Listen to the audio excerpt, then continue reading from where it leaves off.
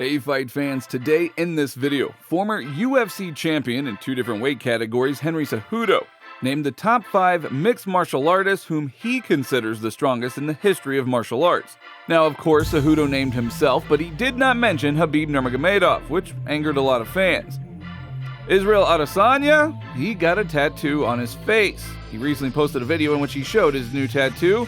So why does this former UFC champion paint his nails and color his hair pink? Well, the reason why he does this will surprise many of you.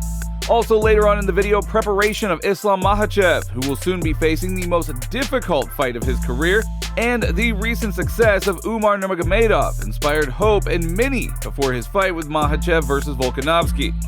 First of all, why don't you have a nickname? Young Eagle. Young Eagle, okay. Yes. Now, the absence of Khabib Nurmagomedov in his corner probably won't have much effect. And at the end of this video, UFC President Dana White accuses Francis Ngannou of being a coward. He believes that Ngannou does not want to take risks because he will have to fight Jon Jones, one of the best fighters of all time. And this is why the Predator decided to leave. But many people think that that's kind of absurd.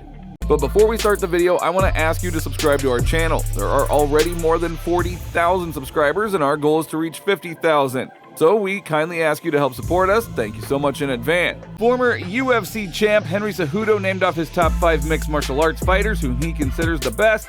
Cejudo during training talked with Jon Jones, who asked him to make this list. So Cejudo named himself Demetrious Johnson, Anderson Silva, George St. Pierre, and Jon Jones.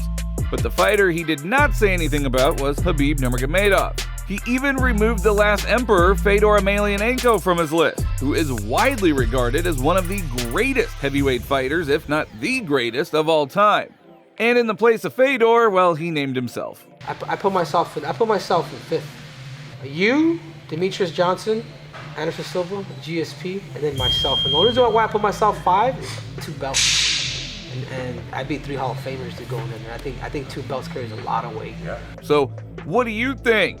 Khabib, Fedor, or Triple C? I mean, Cejudo's good, but one of the greatest in the history of mixed martial arts? Okay, no doubt Anderson Silva, sure. Considered by many to be one of the greatest MMA fighters of all time, Anderson Silva dominated the sport for years. He holds the record for the longest title reign in UFC history, and his striking accuracy and precision, well, they were unmatched. Silva's grappling skills were also top-notch, and he was able to defeat many of his very strong opponents. And I'll even agree with George St. Pierre. Known for his incredible cardio and stamina, George St. Pierre was a dominant force in the welterweight division for many years. He had excellent striking and grappling skills, and his ability to control the pace of a fight was unmatched. He is one of the greatest welterweight fighters of all time, and he also moved up and won the middleweight belt at one point. And then of course Jon Jones. Yeah, he's always going to be one of the greatest because he was the greatest light heavyweight fighter of all time. And of course, you can't argue that Demetrious Johnson, one of the greatest flyweights of all time. He had an impressive record of 13 different title defenses. He has excellent striking and grappling and is known for his speed and agility.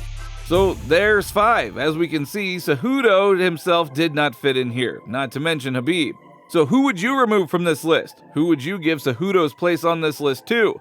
Me personally, I would say Fedor Emelianenko, or maybe Khabib Nurmagomedov. But moving on. As you already know, newly minted UFC champion Islam Makhachev will be facing one of the most dangerous opponents he has ever faced, and this is Alexander Volkanovski. And as you remember, the team of Volkanovski was very glad that Khabib would not be in the corner of Islam, but judging by the example of Umar, what a great fight he has shown without Khabib in the corner suggests that Makhachev should also perform well without Khabib in the corner. Because without Khabib, Umar delivered an impressive performance that earned him a $50,000 bonus from Dana White. In less than 1 round, he defeated Raoni Barcelos with just 1 powerful punch. And that's without Khabib in his corner. He achieved something special with his first UFC win by knockout. The last time he won that way was way back in 2017. So such success of Umar gives hope to many fans before the fight of Islam Makhachev against Alexander Volkanovski, that Khabib's absence from his corner really won't have much effect. There is no doubt that the legendary Eagle will help Makhachev with advice, but this will not at all mean that he's working as his coach. What do you guys think about this? Let us know down in the comments. Former UFC middleweight champ Israel Adesanya posted a video in which he showed off his new tattoo. The old version of you must die before you can be revived, Adesanya said during the video, and then added a dragon emoji. Everyone knows that Adesanya is a Naruto fan. He was probably inspired by the character Gaara to create a tattoo above his eyebrow. He also has a tattoo, but above his left eyebrow. Now, the former champ is also famous for painting his nails and sometimes coloring his hair pink. He even does female manicures and wears pearl necklaces. As you remember, Adesanya did dye his hair pink before defending the title against Paulo Costa in September 2020.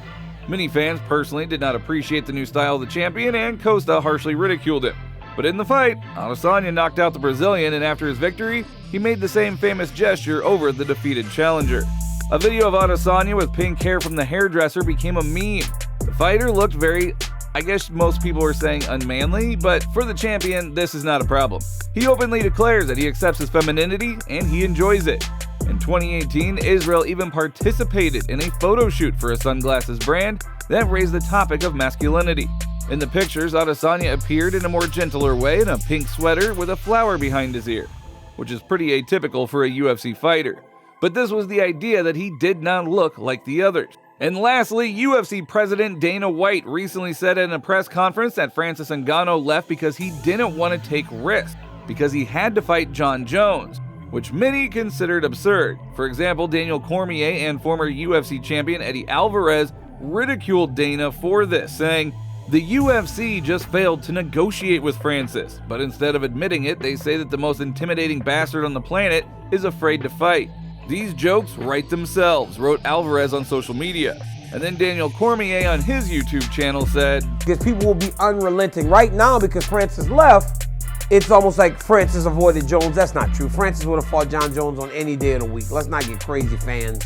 Fans always come up with these ideas, but trust me, Jones, it's gonna flip to, is he the real champion because he didn't beat Francis Ngannou if you win that fight against Cyril Gane, which, by the way, is not guaranteed because Cyril Gane is as good as they come.